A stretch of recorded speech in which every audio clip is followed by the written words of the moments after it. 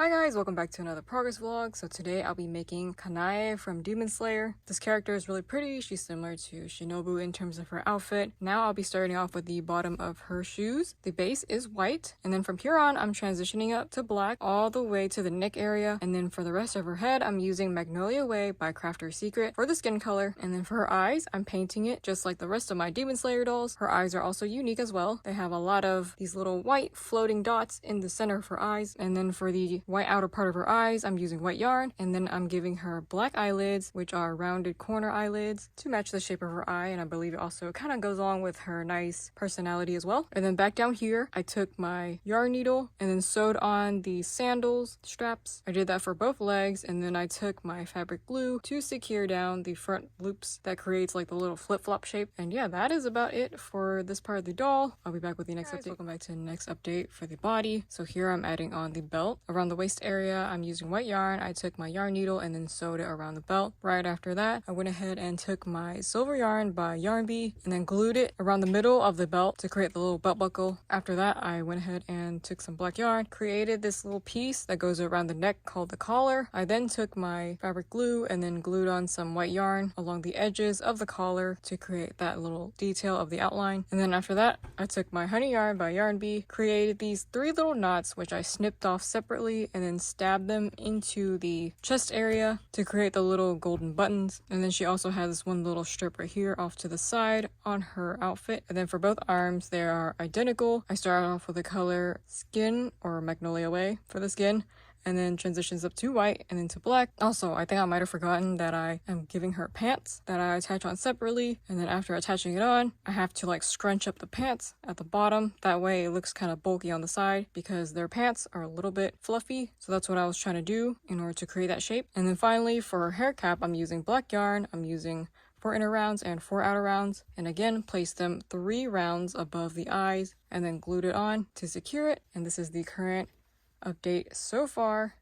Okay, so very quickly I created this jacket just like Shinobu. It's very similar in terms of the pattern design, the colors, and how I sewed on the little details. I crocheted the rows first, and then I went back with my white yarn at the very bottom of the black edges, and then I just kind of like embroidered on these little details. It's like these 2 little lines with an X, and I just kind of alternate the patterns back and forth so that way it can like resemble the details of the spots. And then after that I went back and took my black lace yarn and I sewed on these little lines to create like the line details on the butterfly wings of her jacket. And the way I'm doing it is kind of inaccurate to how the picture looks, but I feel like it's the easiest way for me to actually sew it on. And so here I'm just going to be putting this onto the doll so we can see how this fits on her. And here's what it looks like without the sleeves so far. And I also did the same thing with both sleeves to match with the jacket. And here's what the jacket looks like on the doll with the sleeves. I think it looks pretty good. I think I chose the color for the jacket pretty accurately, and I like the way it looks so far.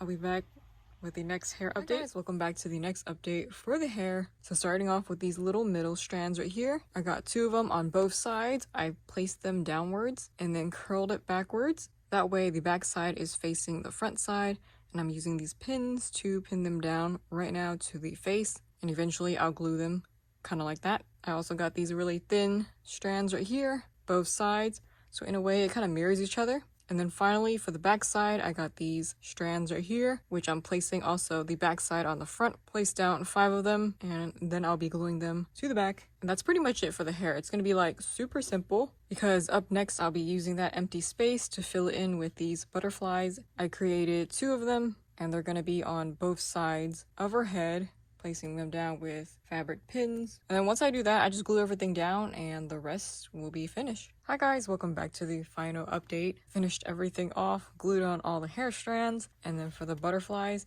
it took me several attempts actually. I had to like move things around, and even now I think it's still not like perfect, but it's the best that I could do in terms of like placing the butterfly on the side of the head. So here's what it looks like on one side. Back side, you can tell it's like, I guess it's kind of uneven just based on how it's placed on the hair cap. Slight unevenness on the back side, but I think it's doable. this is fine. On the side it looks alright as well. I think the size of the butterfly is also pretty decent as well. It fits this doll's head. And I was kind of worried that the butterfly might be a little bit too big for this head, but it's actually not. You can actually put 1 or 2 butterflies if you like. You could probably even put like a 3rd one right here if you wanted, I guess.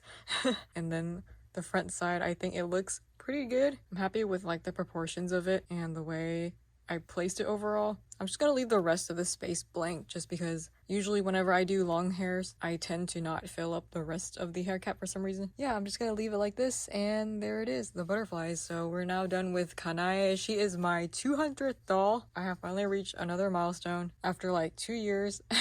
It's been a while, but I made it. Woo! Also, real quick, I'm gonna show you the size difference between Shinobu. Look at that. My tension has changed since I last did Shinobu, and now the dolls, like I said, they're getting bigger. This doll right here is like the new standard for my dolls. They're like wearing the same jackets. The pattern's the same. I didn't adjust anything. It's just that my tension overall has changed.